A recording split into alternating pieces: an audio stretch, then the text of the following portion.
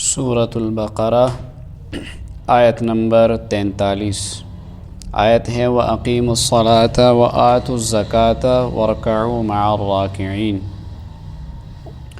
اعوذ باللہ من الشیطان الرجیم بسم اللہ الرحمن الرحیم وَأَقِیمُوا الصَّلَاةَ وَآتُوا الزَّکَاةَ وَارْکَعُوا مَعَ الرَّاکِعِینَ أَتَأْمُرُونَ النَّاسَ بِالْبِرِّ وَتَنْسَوْنَ أَنفُسَكُمْ وَأَنْتُمْ تَتْلُونَ الْكِتَابَ أَفَلَا تَعْقِلُونَ وَاسْتَعِينُوا بِالصَّبْرِ وَالصَّلَاةِ وَإِنَّهَا لَكَبِيرَةٌ إِلَّا عَلَى الْخَاشِعِينَ الَّذِينَ يَظُنُّونَ أَنَّهُمْ مُلَاقُو رَبِّهِمْ وَأَنَّهُمْ إِلَيْهِ رَاجِعُونَ صدق اللہ العظیم۔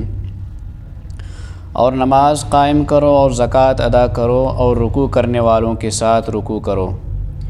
کیا تم دوسرے لوگوں کو تو نیکی کا حکم دیتے ہو اور خود اپنے آپ کو بھول جاتے ہو، حالانکہ تم کتاب کی تلاوت بھی کرتے ہو؟ کیا تمہیں اتنی بھی سمجھ نہیں؟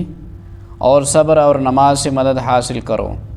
نماز بھاری ضرور معلوم ہوتی ہے مگر ان لوگوں کو نہیں جو خشوع یعنی دھیان اور عاجزی سے پڑھتے ہیں، جو اس بات کا خیال رکھتے ہیں کہ وہ اپنے پروردگار سے ملنے والے ہیں اور ان کو اسی کی طرف لوٹ کر جانا ہے۔ بنی اسرائیل کو اللہ تعالیٰ نے اپنی نعمتیں اور احسانات یاد دلا کر ایمان اور اعمال صالحہ کی طرف دعوت دی ہے۔ پچھلی 3 آیتوں میں ایمان اور عقائد سے متعلق ہدایات تھی، اور آج کی ان 4 آیتوں میں اعمال صالحہ کی تلقین ہے، اور ان میں بھی جو اعمال سب سے زیادہ اہم ہیں ان کا ذکر ہے، یعنی نماز اور زکوٰۃ۔ مدینہ طیبہ کے اطراف میں رہنے والے اہل کتاب یعنی یہود نسلی برتری کے زعم میں مبتلا تھے۔ وہ انبیاء علیہم السلام کے خاندان میں سے ہونے کی وجہ سے دوسری اقوام کو کمتر سمجھتے تھے۔ عربوں کو وہ جاہل، ان پڑھ اور امی خیال کرتے تھے۔ اس قسم کے اشارات آگے اسی صورت میں سورہ آل عمران میں اور دیگر صورتوں میں بھی ملتے ہیں۔ بنی اسرائیل کا دوسرا باطل الزام یہ تھا کہ نبوت ہمیشہ ہمیش کے لیے انہی کے خاندان میں جاری رہے گی،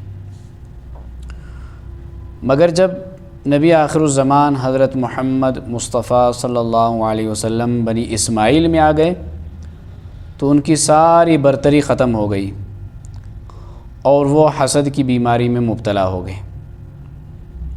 چنانچہ ان کے قبول حق سے انکار کی ایک بڑی وجہ یہ تھی، اور بڑی وجہ یہی تھی، اور دوسری وجہ یہ تھی کہ اس وقت انہیں جو مالی اور منصبی برتری حاصل تھی، ایمان لانے سے وہ ضائع ہو جاتی تھی۔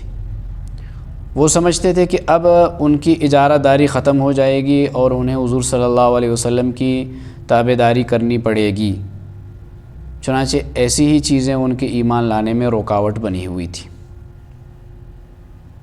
حضرت مولانا اشرف علی تھانوی رحمۃ اللہ علیہ فرماتے ہیں بیان القرآن میں کہ یہود کو حب مال اور حب جاہ کی 2 ایسی بیماریاں لاحق تھیں جن کی وجہ سے وہ ایمان لانے سے گریز کرتے تھے۔ اس زمانے میں بھی اکثر لوگ انہی 2 بیماریوں میں مبتلا ہو کر خیر سے محروم ہو جاتے ہیں۔ یہ 2 ایسی خطرناک بیماریاں ہیں کہ ان سے بہت ساری بیماریاں دوسری پیدا ہو جاتی ہیں۔ حب مال کے نتائج یہ نکلتے ہیں کہ کنجوسی اور بخل پیدا ہوتا ہے، جس کا ایک قومی نقصان تو یہ ہوتا ہے کہ اس کی دولت قوم کو کوئی فائدہ نہیں پہنچاتی۔ دوسرا نقصان خود اس کی ذات کو پہنچتا ہے کہ معاشرہ میں کوئی ایسے شخص کو اچھی نظر سے نہیں دیکھتا، بخیل کی کوئی عزت نہیں ہوتی لوگوں کی نگاہ میں،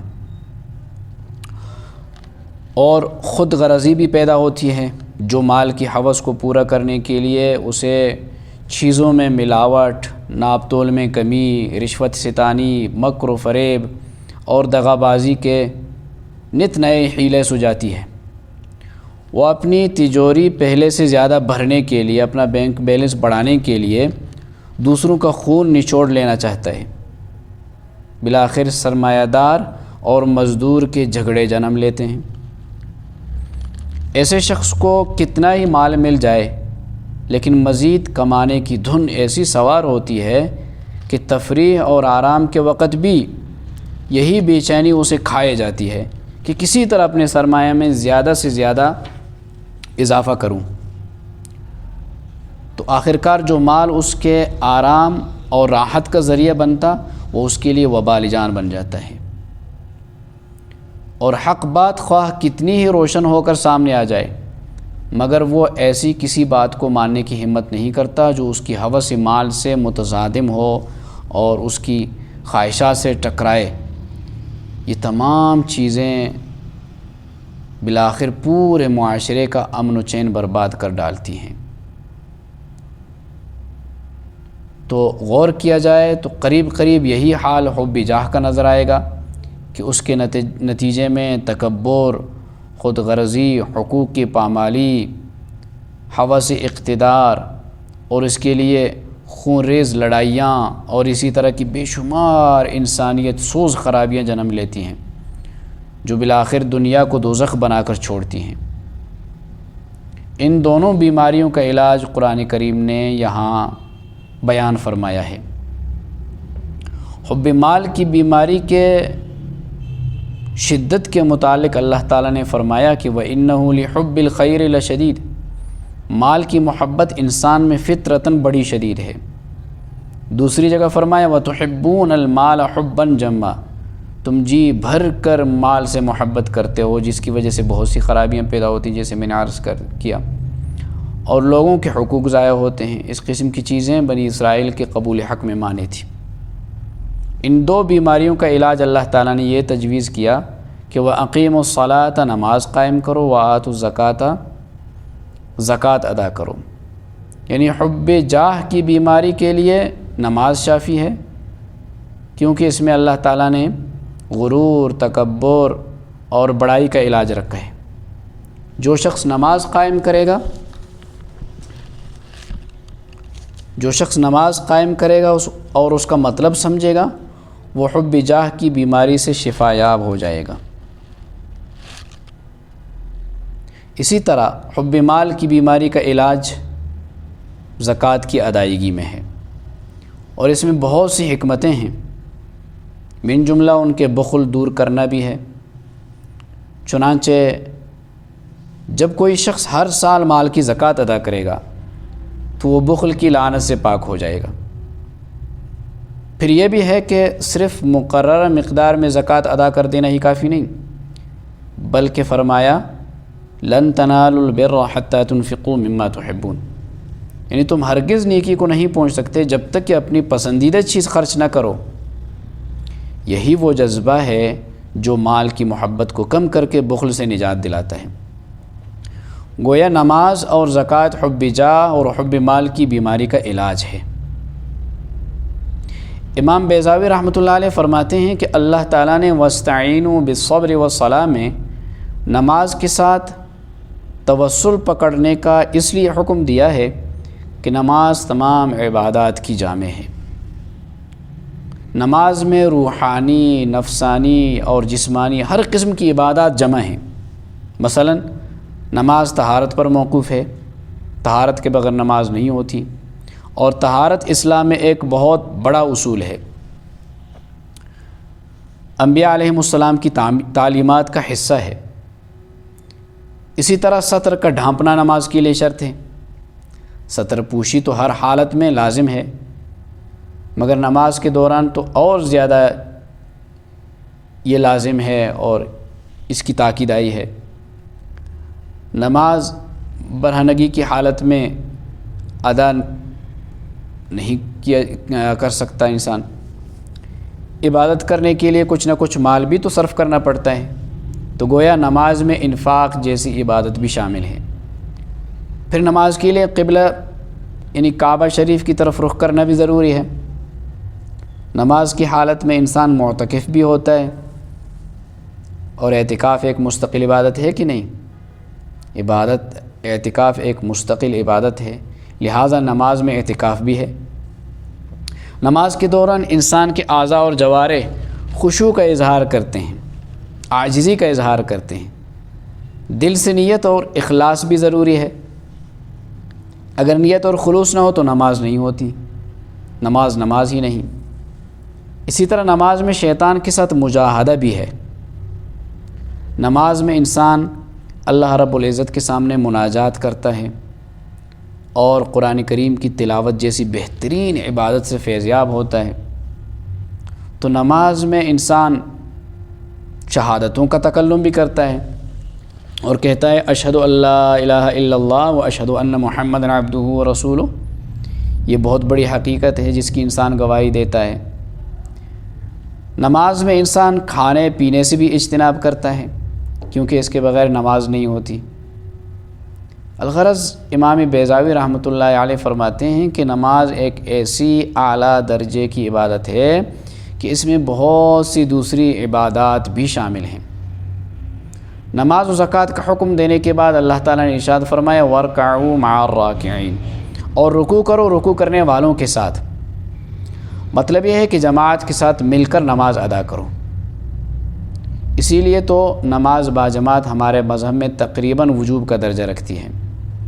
یہ حضور صلی اللہ علیہ وسلم کی ایسی سنت مؤکدہ ہے، سنت مؤکدہ قریب بواجب، کہ اگر بلا عذر کوئی ترک کر دے تو وہ منافقوں میں شمار ہونے لگتا ہے۔ حضرت عبداللہ بن مسعود رضی اللہ عنہ کی روایت ہے کہ اگر تم بلا عذر نماز سے تخلف کرو گے، نماز سے پیچھے رہو گے، تو پیغمبر صلی اللہ علیہ وسلم کی سنت کو چھوڑنے والے بن جاؤ گے، اور اگر ایسا کرو گے تو لَضَلَلْ تم گمراہ ہو جاؤ گے۔ یہ مسلم شریف کی روایت ہے۔ صرف معذور افراد کو گھر میں نماز پڑھنے کی اجازت ہے، وگرنہ تندرست آدمی کو بغیر جماعت کی نماز پڑھنے کی قطعاً اجازت نہیں ہے۔ صحابہ کرام رضوان اللہ علیہم اجمعین فرماتے ہیں کہ ہم لوگ جماعت میں شریک ہوتے تھے اور جماعت سے پیچھے وہی رہتا تھا جس کا نفاق معلوم یا وہ معذور ہوتا تھا۔ بعض مفسرین کرام فرماتے ہیں کہ یہودیوں کی نماز میں رکوع نہیں تھا، صرف سجدہ ہی ہوتا تھا، اس لیے یہاں حکم ہوا کہ رکوع بھی کرو، وَارْكَعُوا مَعَ الرَّاكِعِينَ۔ اگرچہ یہ سجدہ سے کم درجے کا رکن ہے، سجدہ اس سے بڑے درجے کا رکن ہے، سجدے میں زیادہ عاجزی ہے، مگر بڑی اہمیت کا حامل ہے۔ جس نماز میں رکوع نہ ہو وہ نماز باطل ہو جاتی ہے، اہمیت ہوئی نا۔ بعض دوسرے مفسرین کرام فرماتے ہیں کہ بے شک رکوع نماز کا ایک اہم رکن ہے، مگر مع الراکعین سے صاف واضح ہے کہ اس سے مراد نماز باجماعت ہے، کیونکہ اس میں انسان کے لیے بے شمار فائدے ہیں۔ اسی سے اجتماعیت کا تصور پیدا ہوتا ہے اور یہ بہت سی بیماریوں کا علاج ہے۔ تو اللہ تعالیٰ نے بنی اسرائیل کو انعامات یاد دلائے اور انہیں اللہ تعالیٰ کی آخری پیغام پر ایمان لانے کی تلقین بھی کی، پھر ان کی خامیاں ظاہر کر کے انہیں تلبیس اور کتمان حق سے منع فرمایا، ان بیماریوں کا علاج نماز اور زکوٰۃ بتلایا، اور اس کے بعد بنی اسرائیل کی بہت بڑی کمزوری کی طرف توجہ دلائی، اور وہ کمزوری یہ ہے، فرمایا اتأمرون الناس بالبر وتنسون انفسکم، کیا تم لوگوں کو نیکی کا حکم دیتے ہو وتنسون انفسکم، اور اپنی جانوں کو فراموش کرتے ہو، وانتم تتلون الکتاب، حالانکہ تم کتاب پڑھتے ہو۔ مطلب یہ ہے کہ جس نیکی کی طرف تم دوسرے لوگوں کو دعوت دیتے ہو، خود جانتے بوجھتے بھی اس پر عمل نہیں کرتے۔ بلکہ ظاہر ہے کہ یہودی تورات کے عالم تھے اور وہ لوگوں کو تورات کے حقائق سے روشناس کراتے تھے، ان میں اللہ تعالیٰ کے آخری کلام قرآن پاک اور آخری نبی محمد صلی اللہ علیہ وسلم کے متعلق پیشن گوئیاں بھی موجود تھیں جو انہوں نے لوگوں کو بتا رکھی تھی، مگر جب یہ حقائق سامنے آ گئے تو دوسرے لوگوں کو واعظ کرنے والے یہودی علماء خود ان حقائق سے منحرف ہو گئے، گویا انہوں نے اپنے آپ کو فراموش کر دیا۔ بعض علماء کرام فرماتے ہیں کہ یہودی عالم اپنے مسلمان رشتہ داروں کو کہا کرتے تھے کہ تم جس شخص پر ایمان لائے ہو وہ بلا شبہ سچا اور آخری نبی ہے، اس کا دامن نہ چھوڑنا، مگر خود اس پر ایمان نہیں لاتے تھے۔ وجہ یہ تھی کہ ایمان لانے سے ان کے مالی فوائد ضائع ہو جاتے تھے، ان کی چودراہٹ خطرے میں پڑ جاتی۔ ان کے اسی رویے کے متعلق فرمایا کہ دوسروں کو تلقین کرتے ہیں اور خود کو فراموش کرتے ہیں، محض دنیاوی لالچ کے بدلے جہنم خریدتے ہیں۔ آگے سورہ آل عمران میں ذکر آئے گا کہ نصارہ کا ایک وفد حضور صلی اللہ علیہ وسلم کی خدمت میں آیا تھا، مگر دنیا کے مال کی خاطر ایمان سے محروم رہا۔ سیرت کی اور دوسری کتابوں میں موجود ہے کہ اس وفد کے لوگوں نے کہا کہ اگر ہم ایمان قبول کر لیں تو ہمارے وظیفے اور تنخواہیں بند ہو جائیں گی، لہٰذا ہم ایمان لانے کے لیے تیار نہیں۔ اسی لیے فرمایا کہ تم دوسروں کو تو نیکی کی طرف دعوت دیتے ہو مگر خود اس سے بچتے رہتے ہو، یہ کہاں کا انصاف اور عقل مندی ہے۔ حضور صلی اللہ علیہ وسلم نے فرمایا کہ معراج کی رات میرا گزر ایسے لوگوں پر ہوا جن کے ہونٹ جہنم کی یا آگ کی قینچیوں سے کاٹے جا رہے تھے۔ میں نے جبریل علیہ السلام سے پوچھا یہ کون لوگ ہیں؟ انہوں نے بتایا کہ حضور یہ آپ کی امت کے خطیب ہیں جو لوگوں کو امر بالمعروف یعنی نیکی کا حکم کرتے تھے مگر اپنے آپ کو فراموش کر دیتے تھے۔ امام راضی رحمۃ اللہ علیہ نے بھی ایک روایت بیان کی ہے کہ جہنم میں ایک ایسا شخص بھی ہوگا جس کی بدبو سے جہنم والے بھی بیزار ہوں گے۔ لوگوں نے عرض کیا حضور ایسا بدبخت شخص کون ہوگا؟ آپ نے فرمایا وہ صاحب علم شخص جو اپنے علم سے فائدہ نہیں اٹھاتا۔ اللہ ہم سب کی حفاظت فرمائے۔ ایک دوسری حدیث میں اس طرح آتا ہے کہ جو شخص دوسروں کو نیکی سکھلاتا ہے اور خود اس پر عمل نہیں کرتا اس کی مثال ایسی ہے جیسے چراغ جو دوسروں کو روشنی مہیا کرتا ہے مگر خود جلتا رہتا ہے۔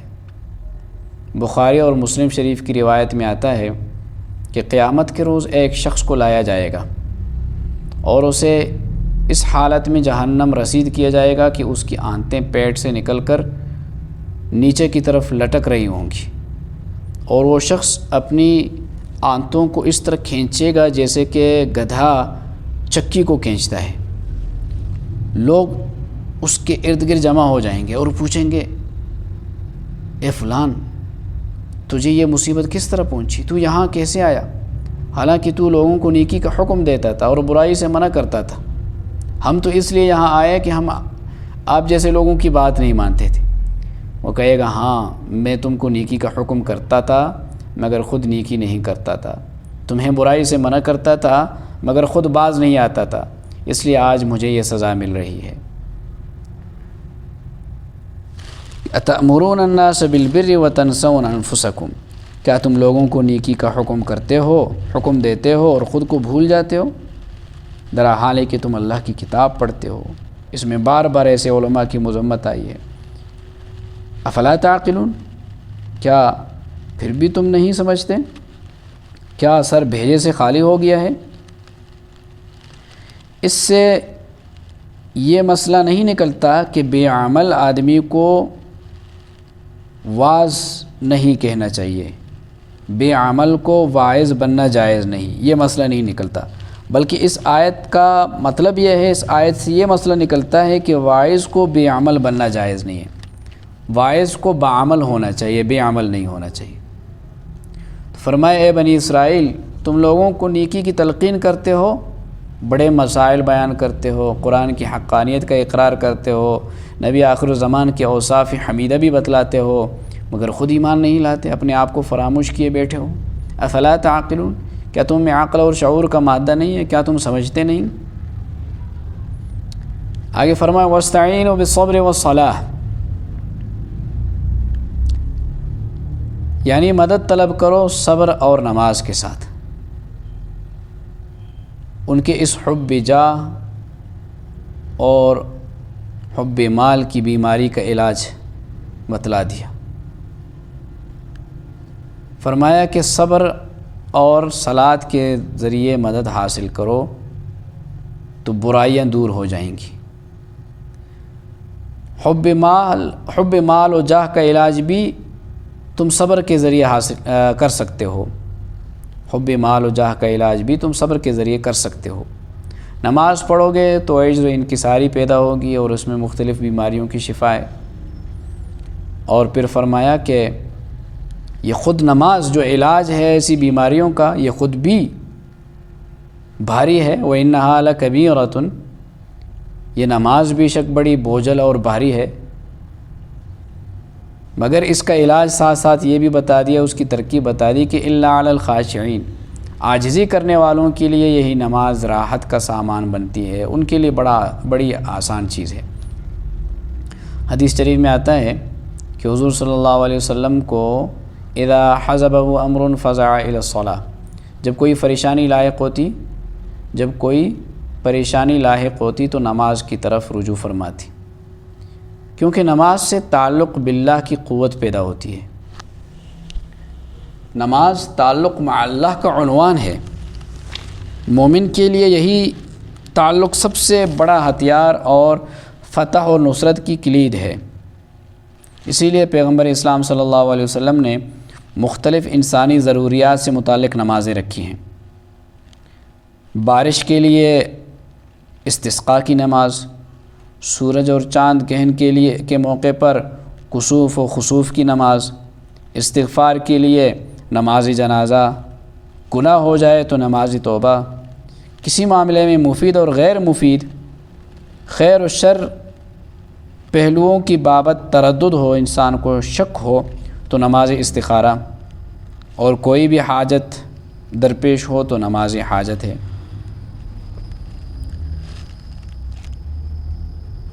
تو اس لیے فرمایا کہ نماز کے ذریعے مدد حاصل کرو۔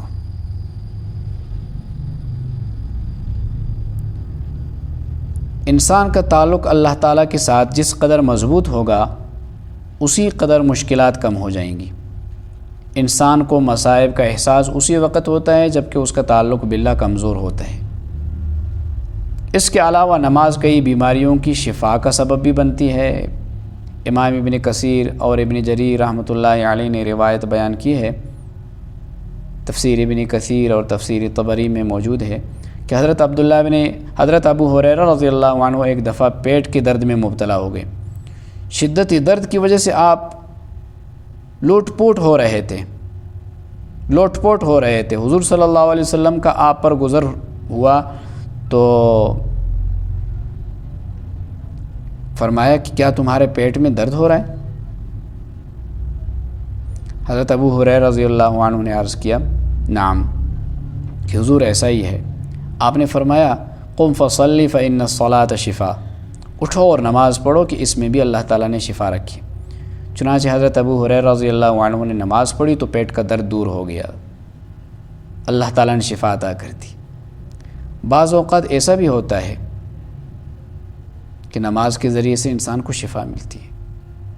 تو فرمایا نماز وَإِنَّهَا لَكَبِيرَةٌ، بوجھل ہے مگر عاجزی کرنے والوں پر نہیں۔ عاجزی کرنے والے وہ کون لوگ ہیں؟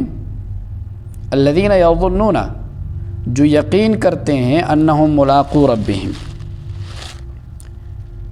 کہ وہ اپنے پروردگار سے ملاقات کرنے والے ہیں۔ یہاں یظنون ظن کا لفظ استعمال ہوا ہے۔ لفظ ظن ازداد معنی میں استعمال ہونے والا لفظ ہے۔ اس کا معنی گمان بھی ہوتا ہے اور یقین بھی، مگر یہاں پر ظن کا معنی یقین ہے۔ عربی زبان میں بعض دوسرے کئی الفاظ بھی متضاد معنی رکھتے ہیں۔ فرمایا کہ یہ نماز ان لوگوں پر بوجھل نہیں ہے جنہیں یقین ہے کہ انہیں ایک دن اللہ تعالیٰ کی بارگاہ میں حاضر ہونا ہے، وہاں اعمال کی باز پرس ہوگی اور نماز جیسی نعمت کی قدر وہاں جا کر معلوم ہوگی۔ اور انہیں یہ بھی یقین ہے کہ وَأَنَّهُمْ إِلَيْهِ راجعون، کہ انہیں اللہ تعالیٰ ہی کی طرف لوٹ کر جانا ہے۔ دوسرے مقام پر فرمایا وَإِلَى اللَّهِ تُرْجَعُ الْأُمُورُ، تمام چیزوں کا رجوع اللہ ہی کی طرف ہے۔ وَأَنَّ إِلَىٰ رَبِّكَ الْمُنْتَهَىٰ، اور ہر چیز کی انتہا بھی وہی ہوگی۔ چونکہ عاجزی کرنے والوں کا ان باتوں پر یقین ہے، اس لیے وہ نہایت خوشی اور ذوق و شوق کے ساتھ نماز پڑھتے ہیں، ان پر یہ بھاری نہیں ہے۔ اب ان آیت کا لفظی ترجمہ سماعت فرمائیں۔ وَأَقِيمُوا الصَّلَاةَ وَأَقِيمُوا اور اہتمام کرو الصلاۃ نماز کا، وَآتُوا اور ادا کرو الزکاۃ زکوٰۃ، وَارْکعُوا اور رکوع کرو مع الراکعین رکوع کرنے والوں کے ساتھ۔ اتأمرون کیا تم حکم دیتے ہو الناس لوگوں کو بالبر نیکی کے کاموں کا، وتنسون اور بھول جاتے ہو انفسکم خود کو، وانتم اور درا حال کہ تم تتلون پڑھتے ہو الکتاب اللہ کی کتاب، افلا کیا پس نہیں تعقلون سمجھتے تم، واستعینوا اور مدد طلب کرو بالصبر صبر برداشت سے، والصلاۃ اور نماز سے، وانہا اور بے شک نماز لکبیرۃ یقیناً بھاری ہے، الا مگر علی الخاشعین عاجزی کرنے والوں پر، الذین جو یظنون خیال کرتے ہیں یا یقین کرتے ہیں انہم کہ وہ ملاقو ملنے والے ہیں ربہم ان کے رب سے، وانہم اور یہ کہ وہ الیہ اس کی طرف راجعون لوٹنے والے ہیں۔ اللہ تعالیٰ مجھے اور آپ کو ان آیتوں کی سمجھنے ان پر عمل کرنے کی توفیق نصیب فرمائے۔ وآخر دعوانا ان الحمد للہ رب العالمین۔